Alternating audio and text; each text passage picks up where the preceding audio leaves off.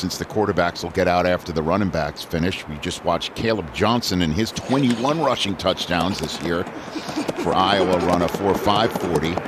Montrell Johnson Jr. of Florida. Yeah, ETN transferred out of Florida to go to Georgia. Montrell Johnson taking over there and 4.42. laying down a nice time. They're all still trying to. Florida. He had 22 rushing touchdowns last year. Bunch of big plays. He's rolling. 4.41. All the way down to the 20. And this is live. Brashard Smith of SMU. He's flying. All right, 4.39. Now we're getting somewhere. Now we're getting somewhere. You always got to run through the finish line. That's what I tell the guy. I do some light coaching. Yeah. I do. I'm a walk-by coach. I just walk by people and go, knees up. That's the light coaching? Yeah. Is what you're saying? Jaden Blue, who up until Teuton's sub 440 led everybody. He's got a faster in and he's got a 4.39, much better than 4.4 flat. 100%. It was always the 50 when I was. That's how old I am. It was the 50. Do you know that it was 50-yard dash? I've never heard that. Daniel, there he got 4.32. Wait a minute. No, hey, hold on a second. Teuton. Of the Colts. That's official 4.32, man. Woo. Out of Teuton. Wow. That was something. And then we're going to see if any of the wideouts can threaten Xavier Worthy's all-time record. That's later on today of the weekend. Oh, the two Buckeyes. The first runs of Judkins and Henderson. I wouldn't want to tackle either one of them. Nope. And the winner is Henderson. Christian McCaffrey, Derrick Henry, and Omarion Hampton. That's good company. company. Do here. Who's going to win this one? Oh, it's the kid. And that's a strong stride for Hampton. Ladies and gentlemen. How fast is Teuton? We're going to run him. Simulcam presented by Rocket against Jahmyr Gibbs and Saquon Barkley. And it looks like Teuton's 4.3 and moving. change is legit. 206 pounds. And that's rolling. Against two guys who are quite well known for running away from professional defenders.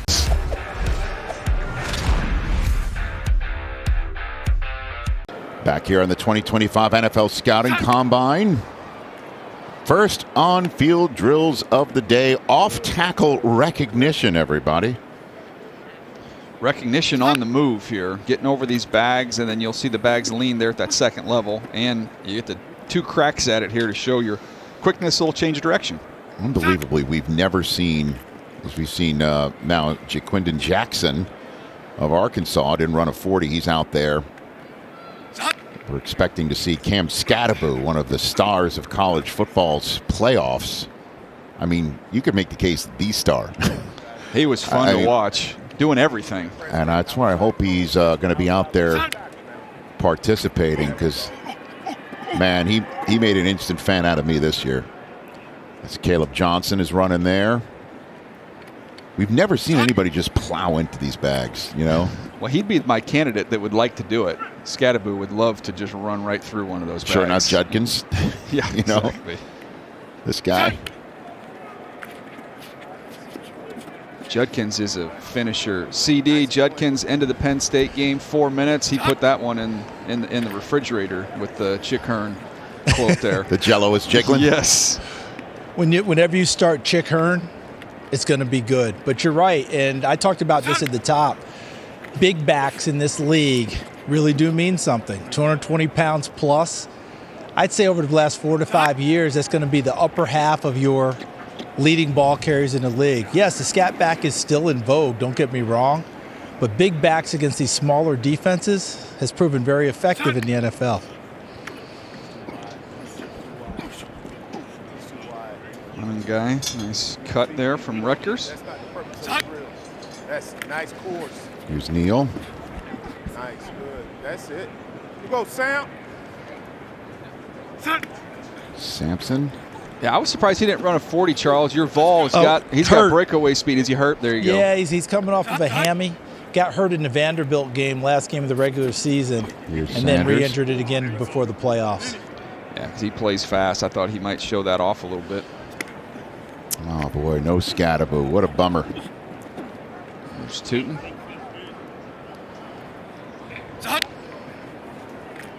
Nice try. And Scatterbo did do a vert and a broad. Quite well, I might add. I was trying to come up with a comparison. I didn't have a player comp. He just reminded me of the Plinko chip from The Price is Right. Nice. Just ding, ding, ding, ding, ding, ding. That was the most expensive video request I think we had, I right? think we efforted, but I don't know that we were able to get that across the finish line. Yes. Well, I mean, if Scatterbo goes to the Browns, Drew Carey would have given us that footage for nothing, I imagine. I was going to offer to have a couple pets spayed or neutered in exchange for the well, that's for the previous video, host. It was Donovan Edwards, now Trevor Etienne. Hey, DJ. Yes, sir. Did you think with Scatterbo, did you think it can go old school and go Riggins? You know what I thought of him is I know he's not as tall as James Conner, but Right. stylistically reminded me of James Conner That's coming out of Pitt. One. Real good one. Ollie Gordon, this is a big back, and we referenced it briefly, Charles, at the Senior Bowl with Ollie Gordon. He threw a touchdown in that game to go along with how hard he ran the football. Didn't you think he dropped his pads real well at the end of runs in that ball game, DJ? I saw something out of him in that he needed to show. We saw a little bit more of the 2023 version, you know, where he went for over 1,700 yards. RJ Harvey, he's a home run hitter. Love him. Wes Hunter. How deep in this draft can you find a starter? I mean, what do you think? Oh man, it again is going to be interesting to see if there's a game of chicken that gets played, What do you because mean? there's so many guys that we just saw work out and run the 4.4s and are really good on tape. Yeah. Our team's going to say, I don't want to be on the front of this run. I think I can take my chances and hold and get in on the back end of it. Does that push all these guys down a little bit? And in other words, getting punished for the overall depth. But to your point, I think you're going to see starters in the 4th, 5th round. You're going to see some real talented players with starter ability in this draft. Again, I understand I'm asking that question. We don't know. Here's Judkins, but day 2 is the sweet spot. That's what you're thinking, because day 3, I mean, obviously Isaiah Pacheco won Super Bowls in his first 2 years as a professional. He was a 7th round choice. You can find them, but I think to get real impact guys, I mean, we've seen Jahmyr Gibbs, what he's done to transform that offense in Detroit City. I know you see that team a lot over the years here since he's got there. That's a dynamic piece that teams are looking for, and that's why a guy like Travion Henderson, Tootin's going to get some of that love, trying to fill that home run hitter role. Remember, Tootin began in North Carolina A&T before going to Virginia Tech. Neal's very under control. Again, the top end speed was not going to be what he was about, but just a real feel runner, instinctive runner.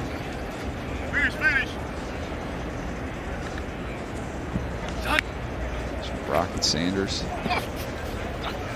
I just love it when folks like David Spade come in, and by that I mean not someone who's funny and famous, but just not used to seeing a combine and then seeing it for the first time, seeing that there's thousands of people here and it's quiet during drills or in between drills, and just got the tracer on him here. Judkins, real smooth. Hampton. Finish. Here is the next drill, the Deuce Staley drill. And let's see how Bijan did this one when he came through here a couple of years ago. Speaking of Jahmyr Gibbs, Bijan Robinson was the first running back in that draft, and you saw him take off last year, but just the overall foot quickness.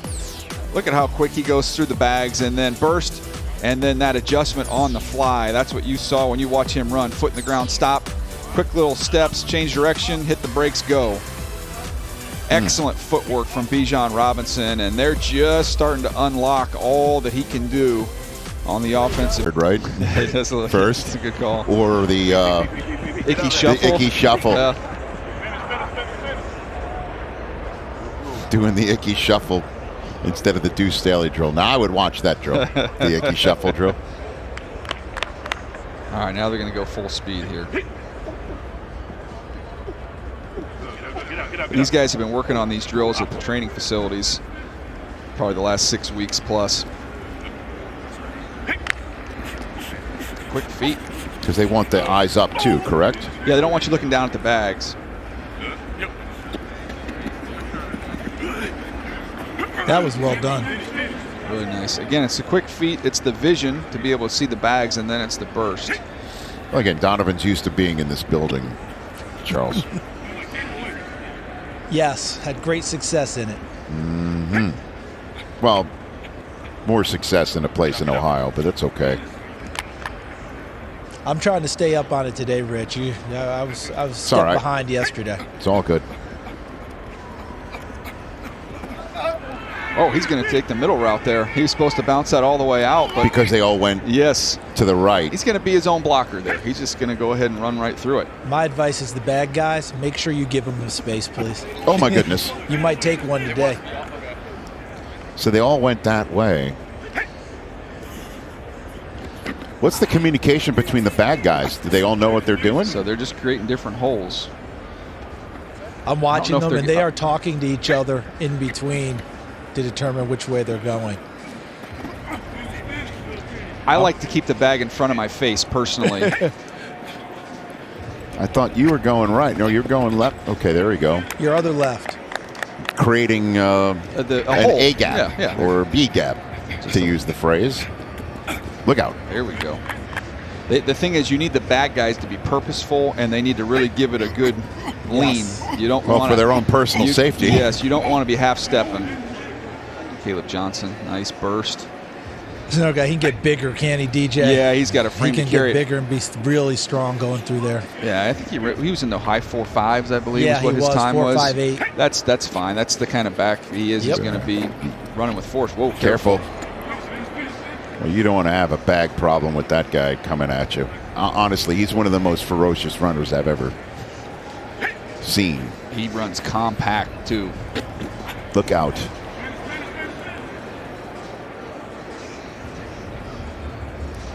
Woody Marks, CD. This is fun for him doing all the running back stuff, but he's going to get to show off once we let him catch the football. Yeah, that'll be his time. Martinez, we talked about it, lost some weight from the Senior Bowl, and he's moving around better, I think. Got a little more bounce in his step. Young guy. Got the different shoes going. It's another guy who's going to create things with force.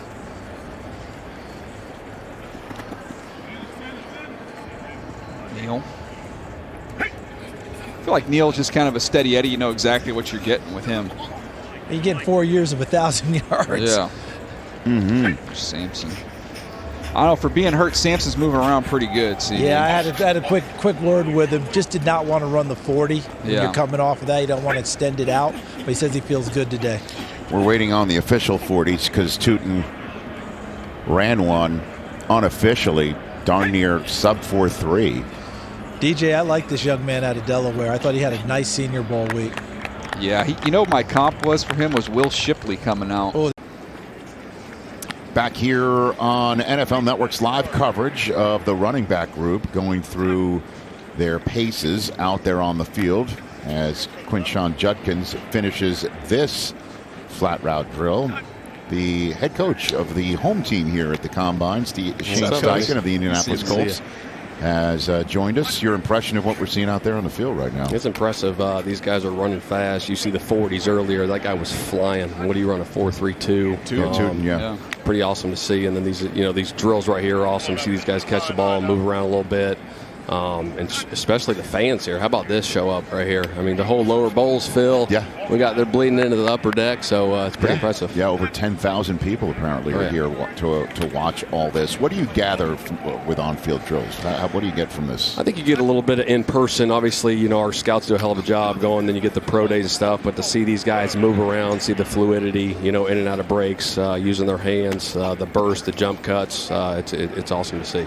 Yeah, this has been an impressive group here today with the running backs and high participation. We've had some guys, some high-profile guys and some guys who had to play late in the season that don't work out here, saving it for the pro day. Do you guys factor that in? You care about that at all? I do. I love to see these guys compete. You know what I mean? This is the best of the best right here to go out and compete. He puts in on a daily basis. He's the ultimate grinder. You know, the 2 years that I spent with him, the way he sees the game, the obsession that he has for it, you know, and then to get back to the Super Bowl 2 years later and win Super Bowl MVP. So credit to him, credit to the coaches, all those guys for getting it done. And you also were one of the architects of what apparently some teams want to have removed from the National Football League playbook in the brotherly shove. What are your thoughts on the conversation about removing this play from the NFL? You know what? You can't take something away that's working really good for them. I mean, shoot, they do it at a high level, you know, so I think it's good for the game. You know what I mean? As long as, you know, the injuries are down, and I don't think there's a lot of injuries, you know, with that tush push, and they do it at a high level. And if you can do it at a high level, credit to them. Yeah, because I don't recall too many, you know, let's stop the play because somebody's hurt. No, No, they do it really well. They take a lot of pride in that. Obviously, when we were there, you know, we started getting that thing going, and it's just taking on a life of its own. And those guys do a hell of a job up front. Jalen makes it go. It's fun to watch. Coach, you've been around the quarterback position for a long time. We're going to see these quarterbacks get out here in these next two groups and let it rip. In a setting like this, at that position, what can you learn? What can you glean from those guys? I think if you just watch the guys, I really like this opportunity right here, these guys on the field. Like I said, the competition part of it, but just from a fundamental standpoint, you know, seeing their drop, seeing their footwork, seeing their arm motion, is good to see. And what about a development of a quarterback in this league where you don't have a lot of pad time, you don't have a lot of off-season time, or at least much as you would like? Would you want to change anything of the way that you can develop a quarterback, maybe in season? What do you think? Well, I think with anything, you got to spend as much time as you can with these guys. Obviously, there's rules, you know, with the off-season program. But when you do, you know, get them in the building, you know, starting in April, you got to be really intentional about, you know, your time usage with those guys. You know, from a rep standpoint, you only get so many reps going into that, but there is, you know, some other ways of doing it. Obviously, there's a virtual reality thing out there that people are using, that we're using. I think it's really good to get those extra reps. I mean, you really put yourself in the game. You know what I mean? You got your plays, you got your calls, you're actually in the stadium of the team you're playing. So, you know, taking advantage of anything you can. Go ahead. No, finish it. No, I was just going to ask you on the calendar. I think a lot of people that are watching this, they see the combine, and then we see them at free agency when we have some shows on that, and we see them at the draft. I don't know if they have any idea what goes on behind the scenes. So as a head coach of an NFL team, from now till we get to the draft, what does life look like for you? Obviously, finishing up free agency, obviously starting on March 12th is when it opens. So we're working through that right now. And then through that, we go through our self-scout process. You know, in the mornings and the afternoon, we really dive into the draft. You got your top 30 visits, you know, with, you know, the prospects coming into your building. Back here at the NFL Scouting Combine, the running back group that we're seeing, and we were talking about it when they were running their 40s, Daniel, about how fast they looked and how fast they were. Now that the official 40s are out, the average 40-yard dash time of this group, average 4.48. And we've been here, obviously, since 2003 when we first came on the air. So that is why when we keep saying, no, since 2003, yeah, that's why we keep saying that. That's the fastest running back group we've ever seen. Well, we didn't have any outliers. Like in golf, don't they use the term like shot dispersion? Like there wasn't a lot of variance. Everybody was just running the 4.4s one after another. Normally we have one, you know, 4.8 that sneaks in there. Him and how every single time he made a play, it turbocharged everyone around him, you know. And you talk to the guys at Texas, and their coaching staff kind of warned their group there, okay, this is real. What you're getting ready to jump into with this dude, like you might look at it on tape and say, who are they playing? What's the like? You need to get buckled up for what you're getting ready to experience. And then just you know, that game that went into overtime, that was after, I believe, the entire first round, and I think 2 or 3, I think it was the second round game that was played. Blowouts. Yeah, and we were all waiting for the classic the classic hit. They delivered. And Matthew Golden, who had that clutch touchdown. Yes. The tie. We'll see on him fourth down, right? Yeah, we'll see him and coming up later today. His Ewers as well. And Bond will be out there as well. Texas wide receiver. Tell me about this kid. We didn't see him run a 40. Which one are we talking about? The Arkansas Razorback. Oh, yeah, with Jaquindon Jackson. Yes. Yeah, he is a physical runner, even though he runs a little bit narrow. He's got a nice little stiff arm. I didn't think he had a ton of wiggle, but thought he caught the ball really well and easy. So as we see him go through the catching drills here. And with DJ Giddens, I during the commercial break got a text from my Kansas State expert. He's in now. Eric Stone Street. Sleeper, sneaky, shifty, always falls forward. There we go. What's your Giddens breakdown? Does it match anything of what you say? Here's my breakdown on him. Yeah. He's a little bit upright, very smooth and fluid. He's fast. He's got good vision. Only one fumble. The hands were a little bit inconsistent, but everything he did is real smooth and easy. So Stone Street, I think we're in the same. We might not be in the same house, but we're in the same neighborhood. Well, I think we're going to hear. I'm going to hear from him again when Will Howard gets out there. Oh yeah, that's from where K-State. Howard transferred. So took them to a conference title. He did. Hey, Rich and DJ. Yes, sir. Down here talking with a couple of running backs coaches who are helping with these drills, and both of them said the exact same thing independently of each other, how impressed they were with the shape these running backs came here in. And we use that word intentional so much, being intentional about what they're doing. Yeah. Said they've been that way throughout the entire time they've been here. And last thing I thought was, it's exactly what you're supposed to do when you come to the combine, and they're doing it. That's awesome. Trackers using the player tracking data. Yeah, I like to say data, but okay. This is something that's outstanding that we're able to show here, put some numbers on it. Woody Marks talked about his ability in the pass game. It's exceptional when you watch it. You get Hampton getting all the way up there to 17, it looked like. Here's Judkins. Once he's going to take off and go. I sit back and say, wow. It's fun. It's the gravelly. I don't know how you get that gravelly. It just takes a little practice in the mirror, and you slide in there and have yourself a good time like you're having a cocktail on Sunday Night Football. If only we could slide in these chairs. You could have slid into. He doesn't do that anymore, though. It's a big thing. Yeah. It's funny. My 13-year-old son, who is a diehard Patriot fan and got sick. He was one of those guys who had Chiefs fatigue. Mm-hmm. And when Mahomes was winning, he's like, the only people who are happy about that are, and I swear, I don't know where he gets this from. He said Taylor Swift fans, Chris Collinsworth, the officials, and Roger Goodell. Wow, it's a and I'm strong like, list. I sat him down. I'm like, where are you picking this stuff up from, The man? big thing that's happening now you see online is it'll be a terrible play. You know, Mahomes just like skips it in the dirt, or that spike, right? The missed spike in the AFC title game. Yeah. And then people will dub over Collinsworth with the what a play by Patrick Mahomes. He just calls a lot of Mahomes plays, man. And Mahomes plays great. I saw him there too last night. Is that right? Yeah, it was crazy. What was he doing? Patrick Mahomes, I could not believe it. I was like, this dude, he's so busy. What is he doing? And, I mean, all he just kept saying about, it's just overwhelming. I mean, it's really been exhausting and overwhelming to be here because everybody just keeps talking about the biggest story that happened in football in February, Rich, and it's really overwhelming for me. And the biggest story in football in February, I got a haircut. Haircut. Mahomes got a haircut. Yeah, he's coming on the revenge tour. I was like, guys, can I just sit here in peace and eat the steak and ketchup, man?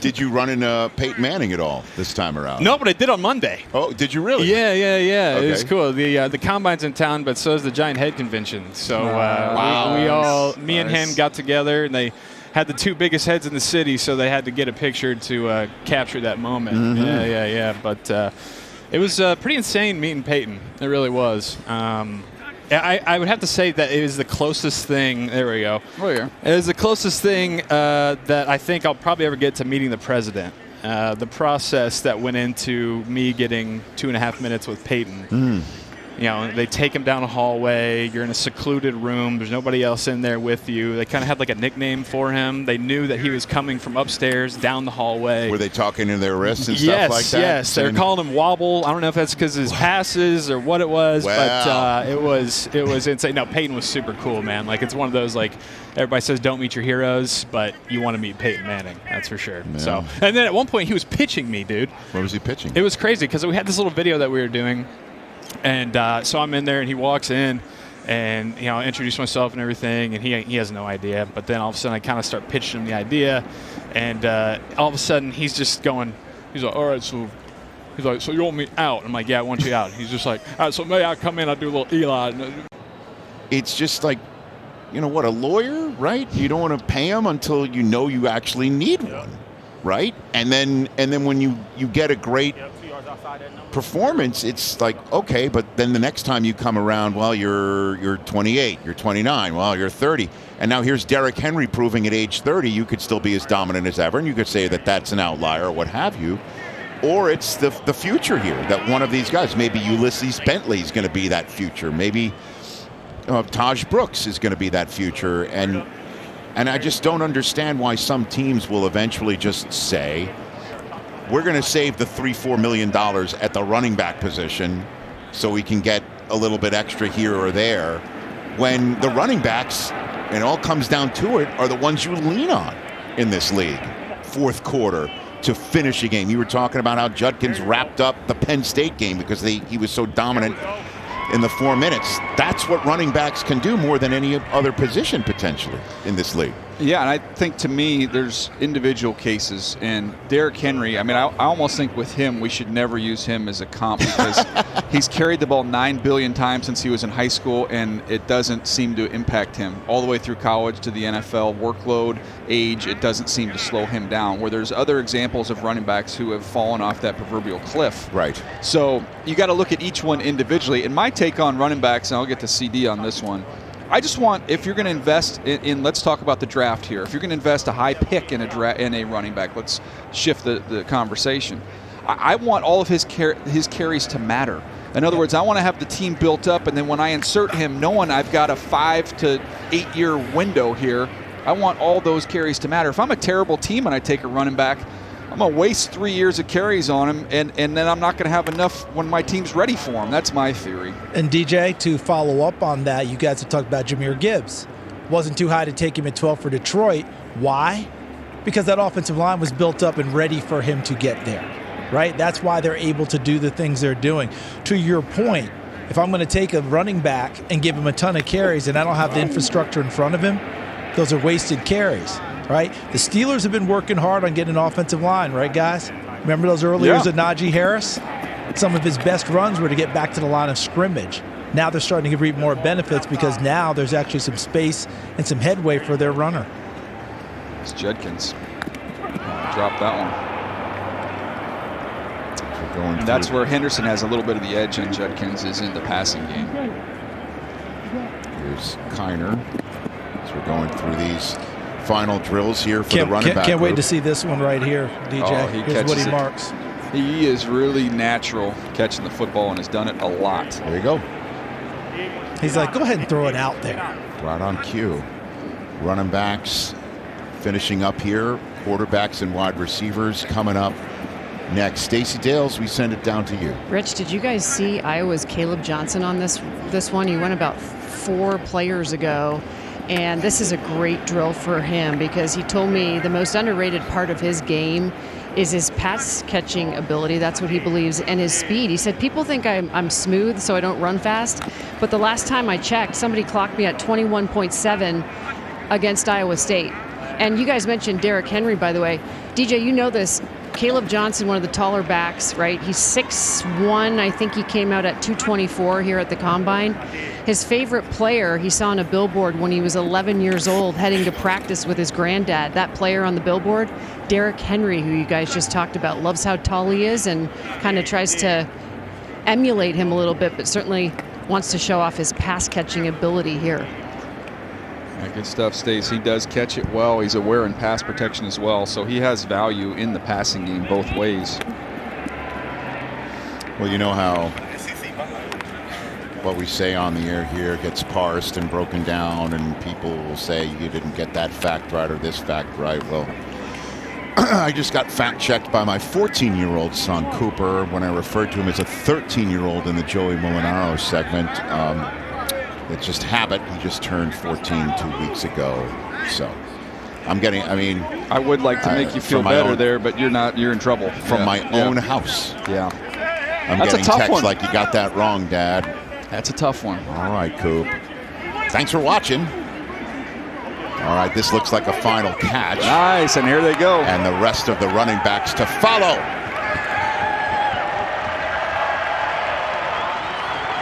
Who's flipping? Who's flipping?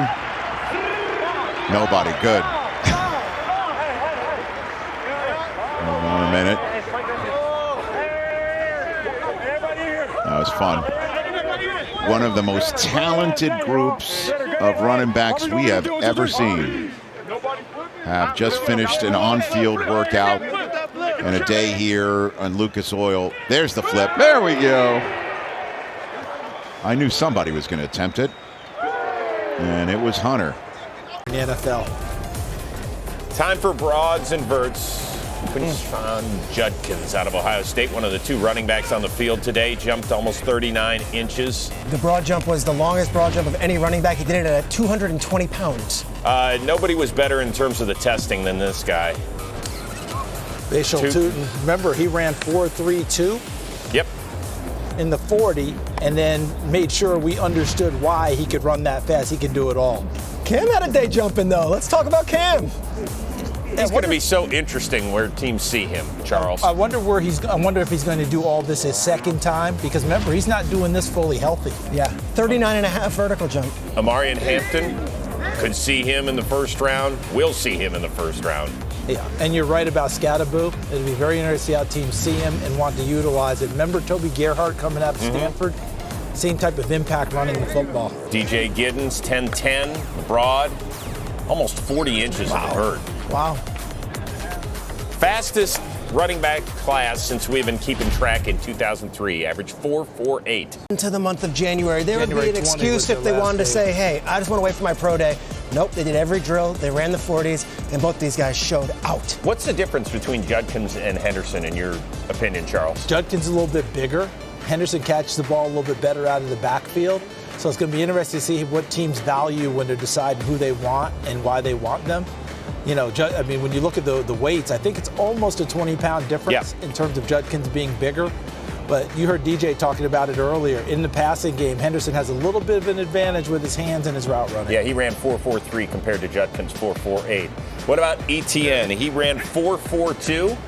What'd you see down there, Charles? I saw exactly what we're seeing right now, the vision, the burst. And remember, he was at the University of Florida first before going to the University of Georgia, then couldn't play in the season opener, all right, and then ended up having to play, but taking over and running the rest of the way.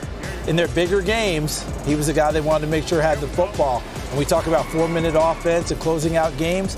He can do it right from the beginning. This guy might have had the best day of all, Chris. Yeah, 36 rushing touchdowns in 3 seasons at Chapel Hill, Peter. Talking about a first-round pick, so we know that. And everyone's assuming that Boise State, Genty's going to be the first one. But I've been around this draft when I saw Edgerrin James go before Ricky Williams. And we've seen, Jahmyr Gibbs go just as high as Bijan Robinson. I wonder if Hampton helped his stock enough where now it's a debate who's the first running back off the board. You brought something up because people are going to view people differently. For all of us, it seems like Genty all day long, but you bring up a great point, Peter. Other people may have a different eye on what they're seeing with these players. Your guy from Tennessee, he didn't run. No, coming off of a hamstring, I think we talked about before. Got hurt in the last regular season game against Vanderbilt, and then got hurt again right before they were going to play Ohio State in the college football playoff. Didn't want to do the straight ahead bursting, but look at the feet. Look at the vision, and know what he did a lot this last year? Put the ball in the end zone. Scored a lot of touchdowns. 22. Finished with nice bursts. Look at the hands on him. Nice and easy. Catches a football, tucks it, gets upfield.